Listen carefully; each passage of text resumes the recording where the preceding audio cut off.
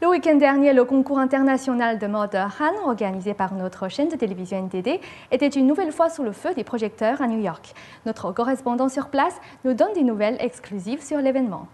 Un adage dit que la beauté est dans les yeux de celui qui regarde. Alors apprêtez-vous à être surpris, car on est vêtu pour éblouir. Il s'agit de la compétition mondiale de mode de la haute couture Han de la chaîne NTD, un défilé de mode inimitable.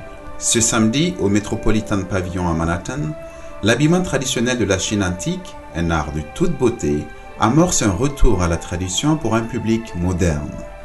Les participants ont travaillé de fil en aiguille sur leur conception. Les danseuses flottaient sur scène comme volant dans les airs. Les danseurs, debout, l'air puissant, réclamaient toute notre attention par la force de leurs mouvements. Mais en fin de compte, un seul finaliste remportera le prix d'or et une enveloppe de $10 000. La haute couture Han ou Hang Fu est constituée de costumes complexes d'une grande inspiration dont l'histoire remonte à près de 5 millénaires. Au cours de son histoire, ces vêtements ont été portés aussi bien par les empereurs que les travailleurs ordinaires, les reines et les concubines.